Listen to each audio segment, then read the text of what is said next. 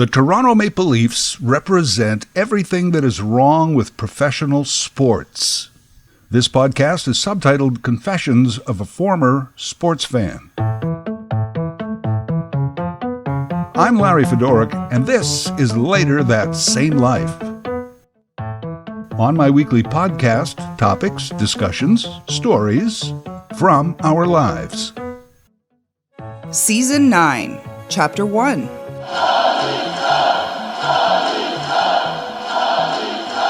Okay, it's not actually Go Leafs Go. The actual title today is Go Away, Leafs. Go Away. I'm hoping that this will be a sports-related podcast for non-sports fans, and that bizarre social sector known as sports fans will get something out of it as well. Although I'm not optimistic on that one. Let's begin with a fun fact. You can't have a podcast about sports without stats, right? Sports fans love their stats. The Toronto Maple Leafs have not won a Stanley Cup since 1967. About 75% of all Canadians have never seen the Leafs win a Stanley Cup, save for reruns of grainy black and white historical film. The championship drought of 55 seasons is the longest in the NHL, and one of the longest in all of professional sports. But none of these are the fun fact. This is my fun fact. Since the Leafs last won the Stanley Cup, NHL teams that didn't even exist when they won that year have since won the Stanley Cup a total of 33 times. 33 times. 1967, still the original six: Toronto, Montreal, Chicago, Detroit, New York, and Boston. Then, expansion. Other cities were awarded franchises. Arenas had to quickly be built or upgraded. Teams were assembled from scratch, from nothing. Under a predetermined system, teams could pick from the leftovers and castaways of current teams, the lesser players. They could draft minor league players that the bigger teams didn't want. They would throw together ragtag teams of coaches and staff, and they would be in the NHL, taking to the ice only to have their ass handed to them time and time again. Okay, welcome to the bigs, but we designed it so that you lose. Undaunted, they rebuilt and redrafted and practiced expansion teams. And somehow, even those teams, with the odds against them, managed to win the Stanley Cup 33 times in 55 seasons. From nothing to 33 Stanley Cups. Win rate about 60%. By the way, those other 22 wins, the original 6, Rangers 1, Blackhawks 3, Bruins 4, Red Wings 4, Canadians 10, Leafs 0. Nada. Nothing. Goose egg. Fun fact: 33 Stanley Cups have been won by teams who didn't even exist when the Leafs last won a championship. Boom. How fun is that fact? Let's not even talk about the drought of making the playoffs or making it past the first round. These lofty goals, which attained, seem to cause a lot of excitement in Leafs Nation, because that's how low the bar has been set. Consistent, perennial mediocrity and failure lowers expectations. There are teams in the NHL, 11, I think, that have never won a Stanley Cup. Never. The longest suffering among the 11, Buffalo and Vancouver. Two of the early expansion teams, they entered the league in 1970, and they have never hoisted the trophy. And the Leafs have them beat, if you think about it. Yeah, how long have you been in the league without winning? 53 years? Yeah, well, we got you beat. 55. Our number is 55. You are never, but we are longer than never. Mom, how long is never? Oh, just Google Toronto Maple Leafs, or better yet, Google Never, and their logo will just come up. Might as well be never. Growing up in Canada as a Toronto Maple Leafs fan, I guess I should actually be thanking the franchise. Thank you for showing me the absolute futility of being a sports fan. At the beginning of this podcast, I called myself a former sports fan, but these days I'm starting to wonder if I ever really was one at all. I don't think I ever actually enjoyed watching any of it. I just talked myself into it because I wanted to belong. So I just went along with the musings of this crazy cult, just so I could say I was part of something. They preached a gospel, just like organized religion. Sports is a religion, and it's the biggest one at that. Judaism, Islam, Christianity, and sports. And sports is like that all-faith Unitarian church. It'll accept all of the other religions as long as you are willing to worship at the non-sectarian temple of athletics. At this temple, the team jerseys are our robes, Vegas odds are the commandments, and we partake in the sacraments of nachos and beer. Bow your heads now as we read from the 23rd Psalm, the hallowed 23rd, the number 23, worn by Michael Jordan, LeBron James, Ryne Sandberg, Dave Andreychuk, and others. The Lord's cup is Stanley, that's what I want. It maketh me cry out in mean spirits, you suck, pull the goalie. If we scoreth one goal, I can lead my flock through the paths of the city, yelling yea and verily. Though I walk through the valley of hope, I drink only from my scaled-down Stanley Cup tinfoil replica. Have mercy, for I shall forever dwell in the house of never. Amen. Sports and religion, two things that human beings just made up. And even to this day, we all agree to pretend that they matter. As goofy as organized religion is, at least they promise that at the end of the season, everyone will have a shot at sitting at the right hand of God, which, by the way, I never really understood. You know what I mean? If you believe in the concept of heaven and hell, and in the afterlife you somehow make it to heaven, shouldn't that be good enough? Just to be there in the room? Now you got to get seats on his right? What the hell? What's there on the right? Is it better lighting, better buffet? I mean, it's like you get front row seats to Bruce Springsteen and you complain because you can't get backstage. Anyway, yeah, all religions say that as long as you act accordingly, at the end, you all win. But not the religion of sports. No, we have one winner. Winner take all. One champion. Everyone else is a loser. Yeah, I know, sports fans, the pity applause. It was a good effort. They took it to a game 7. It was so close. Blah, blah, blah. In the religion of sports, you're still a loser. Oh, and regardless of your actions. Again, religion, you be a good person, you go to heaven. In sports, well, we know you wore the same jersey every game night, and at home you had the same game night routine, because you as a fan have that superpower to affect the outcome. But it's sports. Only the winners go to heaven and drink from the Lord's cup. For the rest, let us pray. We live in eternal off-season damnation. I haven't followed professional sports in years. Like I said, if I was to be truly honest with myself, I really wasn't enjoying it.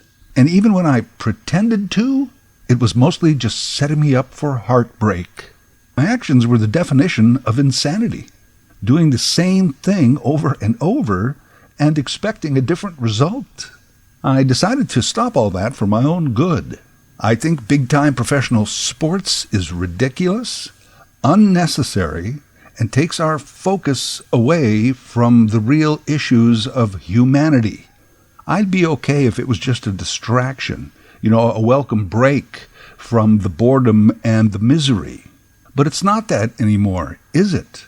No, it's become its own focus. All-consuming, a rallying point where we can ignore the needs of the human race in order to support the team. Old habits die hard, though. Over the last few decades of not following sports, I still find myself occasionally tuning in a Game 7 or a Super Bowl or a Masters. And then a few minutes in, I'm already bored. I maybe leave it on in the background and I move on to something more interesting. Yeah, I better clean out and disinfect the vegetable crisper in the fridge. Gotta finish up that 1/3 scale ice sculpture of Kate Middleton. Get it into the freezer before her head melts. Oh, gee, wasn't I going to memorize the 50 states and the state capitals? Yeah, I better get on that. See ya, sports. This past year I watched 0 NFL games. Didn't even follow who was doing well. But somehow I made a point of watching the Super Bowl. The American football sports guys, man, they have it down. When is the Super Bowl kickoff? What is it, like 6:30? Pre-game starts at what, 7 a.m.? Well, I didn't watch any of that, but I tuned in a few minutes before the kickoff. And those network guys, they get you so hyped up on some backstory, you start to believe this actually matters. Starting tailback for the Chiefs, number 19, Black Williams. Where's number 19? Because he's the youngest of 19 kids. He now supports his entire family through football. He was born without a head. His uncle Jamie, who's an Iraqi war hero, decided to donate his head so that the boy could live. And today Uncle Jamie is in the stands. And somehow, though headless, is going to sing America the Beautiful. Wow, moments ago I didn't even care about this game, but now I got tears streaming down my face, and I'm yelling, "Go Chiefs! Win one for Uncle Jamie!" And that's another thing wrong with professional sports, especially in America. It's held up as a vehicle for poverty-stricken minorities to make their way out. Be good at sports is valued way above be good in school. And if you want to continue to a post-secondary education, well, college sports is big business. Sports is a college's biggest budget and often their true identity, not learning. You know, 2 graduates of Ohio State meet up years later. What's the first thing they're going to say? Go Buckeyes! In Canada, we have the hockey. It's different. Hockey takes a lot more than a pair of sneakers and a hoop at the schoolyard. You got to pay to play. The equipment is expensive and there's a lot of it. Venues also cost a lot of money to build and maintain. As a result, the hockey commentators in Canada have a harder time finding those inspirational stories before a game. Hopes are pinned on number 19, Flog Benchuk, whose family has spent over $100,000 to keep him in hockey for 12 years. He holds the record for most rapes by a junior player, and he signed a $30 million contract. Now here's Chris Cuthbert. So this just happened. A few weeks ago, I got sucked in again and decided to tune in a Leafs game. It was a pivotal game something. I turned it on like 2 minutes before puck drop, and there's Ron MacLean and Elliot Friedman. And I don't have hard evidence of this, but I swear they were just saying the same bullshit they said the last time I saw them 10 years ago. Word for word. Only some of the players' names had changed. Old, tired men in expensive suits on a very expensive set, drawing huge 6-figure salaries just to regurgitate the exact tired cliches they use year in and year out. 30 seconds in, I'm already screaming at the TV. Do I sound bitter? Well, yes, I am bitter. And I realize that admitting to bitterness probably says more about me than about them. But F it, I'm bitter. I'm bitter about the enormous amount of time, effort, and money it takes to stage these massive, useless events, and, through media, present them to the public. Sorry, Ron MacLean, you've always been nice to me, but I cannot return the favor. You sold your soul to enjoy your fine wine and sailboats. Not to mention all those years you sat next to and supported that ape wearing drapes. And Elliot Friedman? Well, I guess some things shall remain a mystery. At one point, they said any leftover game tickets were going for a minimum of $600. $600 to sit in the nosebleeds. And you know someone paid that. Hey, if you got $600 to piss away, why don't you take it down to the guys living in tents pitched on the pavement down the street and spread it around? And then they cut over to Maple Leaf Square. If you don't know, every city these days has a version of this. You basically stand outside the arena in a vacant area of concrete and watch the game on a big screen. Except now that's become so popular, you have to get there super early and get a ticket or a wristband. They're even selling out the street parties. And somehow, almost everyone in that crowd seems to be able to afford a $300 Leafs jersey. Seriously? And they just keep coming back, year after year after year, generation after generation. How? Because they are brought up to be Leaf fans. And the motto, maybe this year, insanity. My grown son is a huge Leafs fan. I've never said I was sorry. I think that's my fault. These days, if I see a young couple pushing a stroller and inside there's a toddler wearing one of those cute baby Leafs jerseys, I call child services. Hey, I'm just seeing a young couple exerting cruel and unusual punishment on a defenseless child, setting them up for a lifetime of shame and disappointment. Yeah, they're at the corner of Jackson and Highway 10. You want to come pick them up? I can wait here and point them out, be a witness, sign a complaint. And therein lies a big problem in professional sport. It's not just a Leafs problem, but it is epitomized by the Leafs franchise. What is the incentive to win? Oh, and I know what the sports fans will say as well. These guys are competitive. There's a team pride. There are some playoff financial incentives. Well, yeah, maybe. Maybe the better question would be, what's the disincentive of losing if you're a Maple Leafs player or a management? When you lose, your postseason all-inclusive luxury vacation won't be as nice? Doubt it. You'll have to cut back on one of your Porsches or Land Rovers? Not likely. Your trophy wife will leave you? Well, not because of that. At the worst, you'll get fired or traded and end up on another team at the same or better money. When I was a kid, the Leafs players had to get summer jobs to get by. I'm not saying we should go back to that today, but in hockey and much of professional sports, win or lose, life doesn't really change that much for the athlete. You still have a high salary, an agent, a manager, endorsements, and because of all that, a large part of your circle marches to the beat of your drum. I've always said that if it were up to me, and I get this is not even remotely possible, but I would Rocky for the Leafs. Rocky IV. In that movie, he fights Drago in Russia. Drago's training facility is high-tech and luxurious, just like his girlfriend. Rocky, meanwhile, decides to train on the tundra of Siberia. He's chopping wood. He's flipping big tractor tires in the snow. His agility training is chasing chickens in the barn. That would be you, Leafs. Outdoor rinks practice only. You show up in your equipment just like when you were 8. And you go home with your equipment, you shower there. Team meetings at McDonald's. No fancy Florida golf trips with your dads. No luxury flights or buses. Until you win. For everyone else in the world, life is different in success than it is in failure. But not for the Leafs. How would you know you're not successful by looking around you? You've been losers for over half a century, yet you live and work in opulence. And from the view of the big office upstairs, win or lose for 55 years, and the arena is still packed. Jerseys and hat sales still through the roof, and your brand value seems to only go up. A lot of those executive bonus structures, they aren't based on wins or losses or Stanley Cups, but on stock value. The bottom line on a spreadsheet.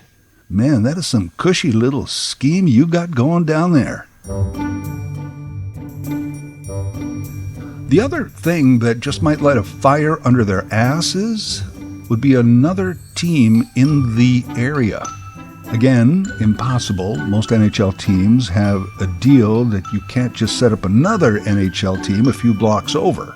Oh, sure, set up a rival league if you want. Take your best shot. But teams, they have an exclusivity zone. I mean, the Leafs were pissed when Buffalo got a team. The Greater Toronto Area could, would, and should support a second team. Hamilton, Mississauga, Markham, somewhere. Competition in this sense would lead to a better product or service and ultimately better prices. Prices, because that's the other thing. You can't just pick up and take your kid to a Leafs game unless you're in a very high income bracket. It's not exactly a community team. So all this is running through my head as I'm screaming at the TV, and that night I barely made it past the national anthem. And hey, can we stop that ridiculous ritual of national anthems before sporting events? I mean, if Canada's playing Sweden, okay, I get it. You know, the Olympics, the World Baseball Classic, okay. But Leafs, Panthers? And somehow we sing of national pride and patriotism just before we try and beat the crap out of each other? It's a frickin' hockey game. Drop the puck and let's play. Anyway, Leafs went down early, so I just shut it off and did something I should have been doing in the first place. Rearranging my collection of vintage ice cube trays. Sadly, Borja Salming passed recently. One of the greatest Leafs ever. Maybe. Daryl Sittler is now on TV hawking hearing aids. One of the greatest Leafs ever. Sure. Sundin, Felix Potvin, Dougie Gilmore, Wendell Clark, Ty Domi, great. Sports heroes. Still cashing in on the fact that they once wore a Leaf jersey. Yeah, you won nothing. Nothing. You didn't win it all, which means you won nothing.